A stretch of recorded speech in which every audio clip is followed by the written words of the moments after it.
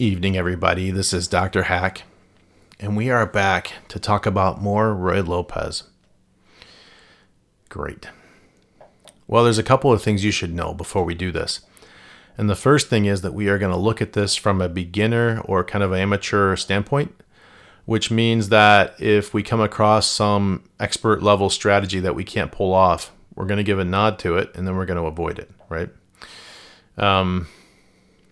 And we also should notice or know that there have been 2 videos made on this topic already on the channel. And so I'm going to try not to repeat the strategy of those 2 videos. We're going to get into some new stuff today, which is good. So let's do this, right? And the first thing I want to do is I kind of want to make this move with black.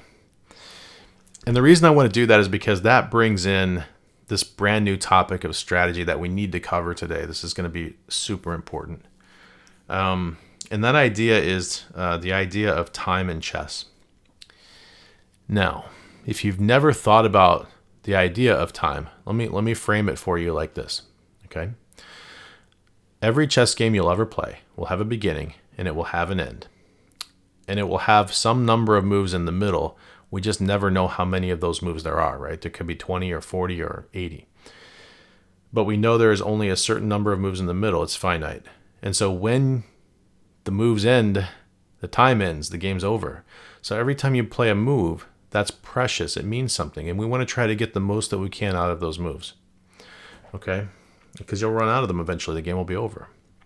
So when you see a move like this one, we have to think, what did black give up to do that, right? This is a really good move if he didn't have to give up anything, because he just flipped the script on us. We had tension on his knight. We could take it whenever we wanted to. He was the one who could make all the mistakes. And now he's moved here and he's putting tension on our bishop. And now it's up to us to not make a mistake. So that's actually a really good move, except what he gave up was the idea that he could bring a new piece into the game. It's really easy to see who's ahead in time at the beginning of a game because you just have to count the number of big pieces that are on the field. The guy who gets more pieces onto the field at the beginning of the game is generally going to get the first attack, and that's a good thing because we know attack is better than defense. So black gave up the opportunity to bring a new piece into the game, or to prepare to bring a new piece into the game, or to bring a new piece into the game. Yeah. Okay, and he did that, and now we have to figure out how to respond. Now, if we were to pick up this bishop and move it, I believe firmly that we would be punting that time advantage right back to him. And we'd be saying, never mind, you can have it. And the reason I say that is because now on this turn, he can bring a second piece into the game, or maybe he'll make a move like this and prepare to bring a second piece into the game. This is fine. He's moving towards the end of the game because he's preparing his pieces for the game. This piece is going to have to come out eventually, right? These pawns are going to have to move. So I don't think we should move the bishop. I think we should somehow, if we think about it this way, we've got 2 pieces in the game and it's our turn to move again. We should figure out how to increase that advantage. Okay. Now, because I said it that way, if you said, now the move his knight to c3, that means you didn't see the last video. Because we decided in the last one that this knight, the bishop is more powerful than the knight, and we're never going to let the knight trade for the bishop. We said that. It's important that we stick to our guns, right? And stick to our reasoning. So we can't let him have the bishop either. And we can't just move the knight into the game then, because he'll take the bishop and we'll be sad. Okay. So what do we have to do? Well, we have to take the knight. And this propels our time advantage forward, because now it's white's turn again, and we can bring our second piece into the game to his 0, or we can prepare to bring our second piece into the game to his 0. We are now ahead in time, and we kept it that way, right? He didn't catch up 2-2. I would leave you right here in this position and say, keep your pieces moving forward into the game, except I think this position happens to be super dangerous for white, and so we need to talk about it just a little bit more. And what I think, when I look at this and think tactics, is I think that the way tactics form is by pieces that aren't guarded very well. And if you look at white's, side, there are pieces that aren't defended by anything. There's a bishop hanging out here, and there's a pawn, hanging out here, and there's a pawn hanging out here. And if I were black and it were my turn to move again, thank goodness it's not. If it were black's turn to move again, he would go here. And now he'd be attacking two of those things at the same time, and we'd have to scramble to fix it. Now, luckily, we could fix it here, because if you can make one move that defends both of those things, you've solved the problem, and we could move the bishop back and solve the problem. But that's getting behind in time. Now, black would be ahead 2 turns as he brings his next piece into the game. We really don't want that to happen. Thank goodness it's not his turn. But we see the problem is that our pieces are not defended very well. So any move you make from here has to be a move that defends any of those things, right? If you were to castle, that would be a fantastic move, because now the king is defending one of those things, and there will never be a fork if he plays this. Okay? If you were to play a move like pawn to d3, that would be a fantastic move, because you've defended one of those weaknesses. And actually, you've stopped the queen from making that fork with the bishop. Nice. If you were to play queen to e2, that's a fantastic move. It defends 2 of those things. That's probably the strongest defensive move you've got right now, right? And it only leaves 1 vulnerability left. So whatever you do, you've got to shore up those vulnerabilities before you can push forward into the game, or you're going to put yourself in tactical danger. Right. Let's go back. So black probably shouldn't play the knight here, because what he's giving up is the element of time. He's not developing his stuff. Good. Now, let's try a move like this one. That seems pretty weird, right? What did that move do? I mean, if you think about it, it didn't put any tension on our pieces, so there's nothing for us to calculate. There's no workload. Maybe all he did with that was he planned to put a bishop here. Maybe he doesn't even plan to put the bishop there, in which case that move is completely meaningless. Let's say he's planning to put the bishop here, and let's just play a move for us that fixes one of those weak spots that we just talked about, right? We still have them. Let's fix this one, and let's put the bishop here. Okay.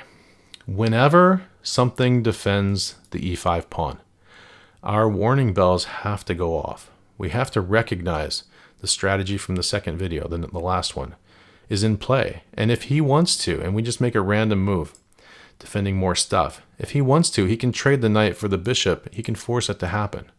And the way he forces that to happen is by chasing the bishop back and then attacking it with the knight so that it has nowhere to go. Now, somebody did point out that there is a square here, but it's only a temporary square, right? As soon as we do something like this, the bishop will have to retreat again. So we'll still get it with the knight. So the knight's going to trade for the bishop no matter what. So every time that d-pawn is defended, that means the knight is mobile and it can move without losing the pawn. And that's where our warning bells go off. Okay?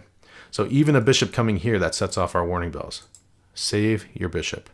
And the move that we play to save that bishop is always the same. It's always c3. Because that move allows the bishop to have a hiding spot should it need it. Now, we don't know if he's going to play these moves.